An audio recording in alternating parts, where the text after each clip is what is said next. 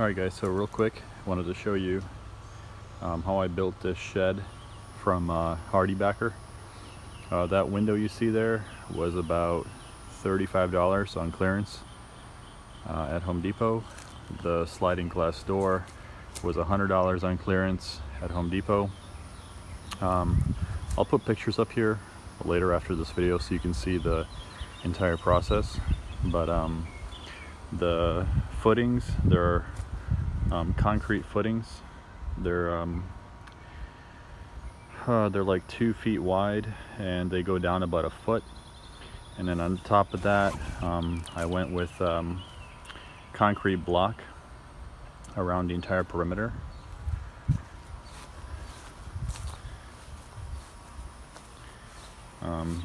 That is going to be for the electric that I'm going to run from the house.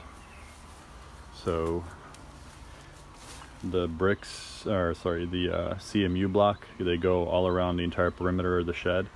And then there's a 2x10 frame that connects with the J-bolts. So the J-bolts are actually wedged into the poured concrete.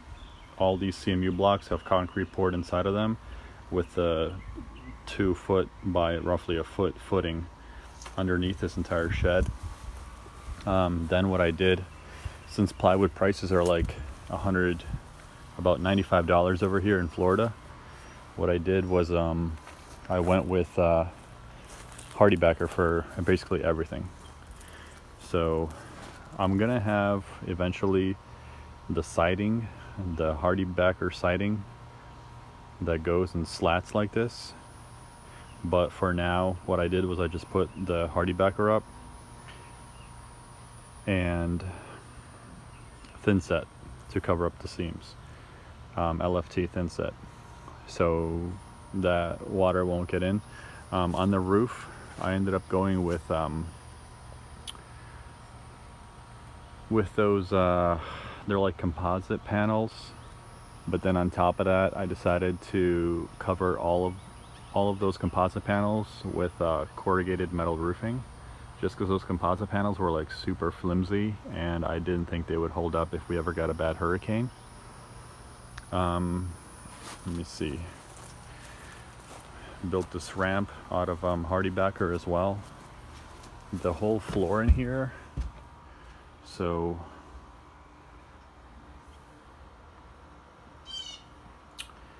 I'm gonna have these lights right here, by the way, they're gonna be connected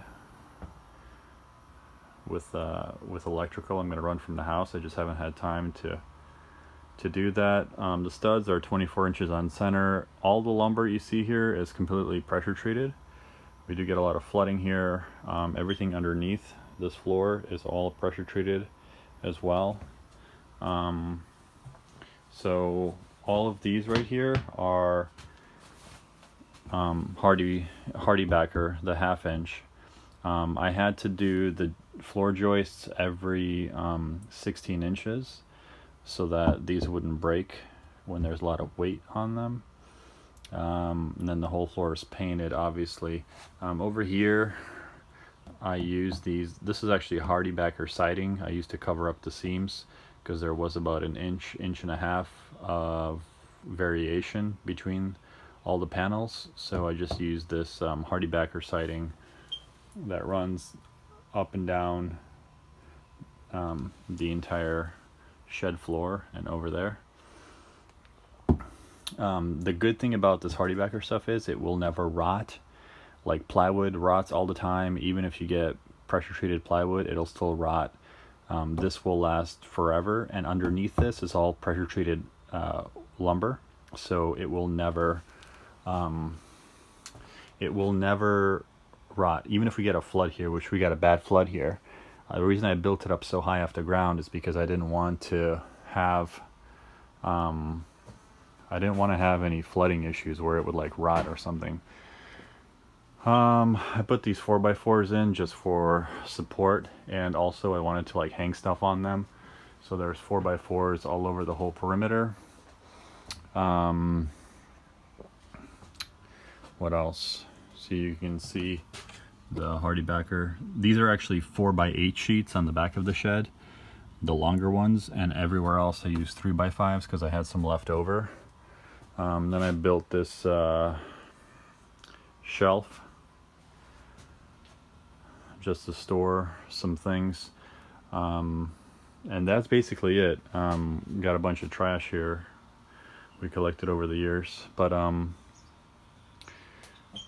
yeah, the hardest part I think was lifting the walls, because I was by myself, so I had to use like ratchet straps to keep it in place while I used this handy framing nailer.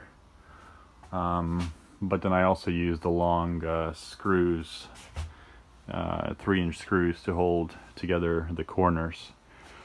And I also have diagonal bracing. You can't see, but there's diagonal bracing there.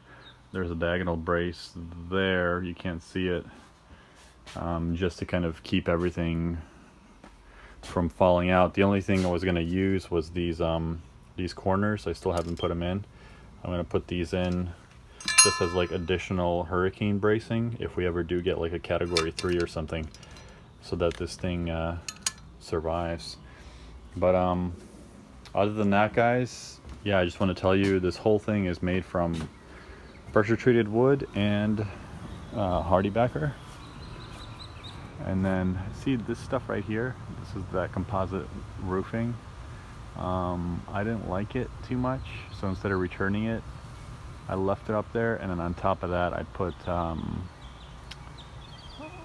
the corrugated metal roofing over that. That's basically it. This will go underground. These will go underground from the house. And then that's kind of the back of the shed.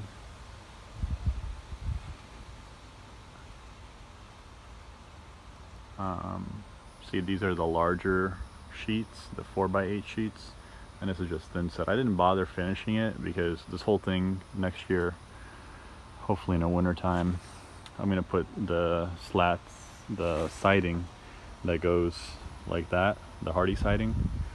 They're like 8 inches wide, and it'll look really nice. And then I'll end up repainting it the same gray color as you see here. That's it. The total cost for this, guys, was right around, materials was about $2,000 to $2,500. So this entire thing cost about under $3,000, let's say. So if you compare this to those crappy sheds that they have in Home Depot and Lowe's that are selling for like $4,000, $4,500, this far outweighs the quality, right? So this is built, I don't know, this will last forever. It'll never rot, concrete footings, and it costs essentially half the price of one of the regular like 10x16 shed or something like that, you know. So just another idea for you guys if you want to use Hardiebacker. I really recommend it over plywood, especially with the prices of plywood right now.